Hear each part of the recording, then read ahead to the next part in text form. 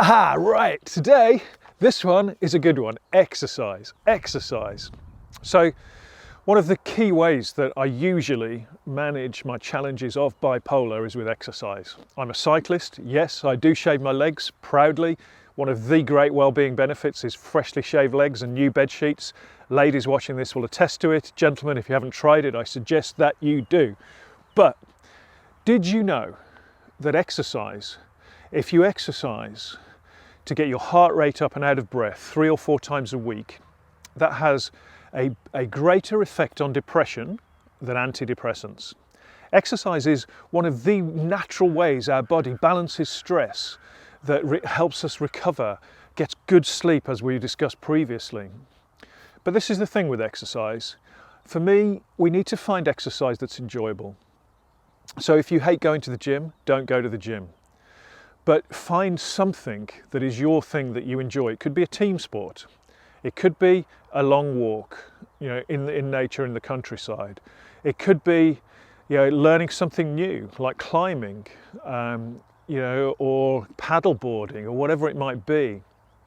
But if we can find exercise that gets our heart rate up, preferably that gets us outside, maybe gets us doing it with others, then that can really have a good benefit on our well-being. So exercise, it helps, again, offset the stress hormones that we would experience in our job.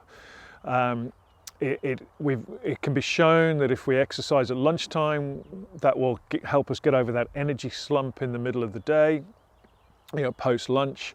The endorphins are actually a natural offset against kind of pain and help deal with stress. So exercise is wonderful, but it's about trying to find something that you enjoy. But we're made to move, and we've got this sort of sedentary lifestyle if we've got office jobs, that we're sitting at a desk, particularly if we're working remotely, and we could be doing that all day. We need to get up and move. So schedule some exercise in your diary, find some exercise that you enjoy, and make it part of your routine. But don't be put off if you're at the start of this journey. I'm going to talk a little bit about how to begin in the next session.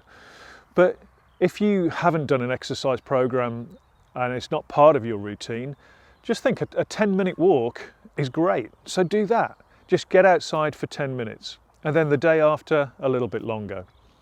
So the first step is often the hardest one. And again, I'm stealing stuff I'm going to tell you in the next session. But just start and just try and experiment and be curious and be kind to yourself along the way. Because actually, once you get it into your routine, you will look forward to it. Put a podcast on, listen to some music while you're doing it. It's time that's away from your screen. It's away from your work. And it just gives you perspective and balance. I can tell you this as well.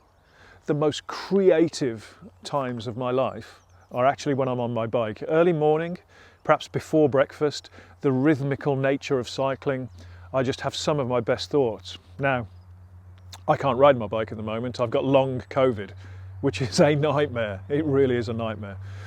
But the idea of having that routine and just getting out there and being out walking or whatever it is still really powerful for me, even though I can't do the thing that I love.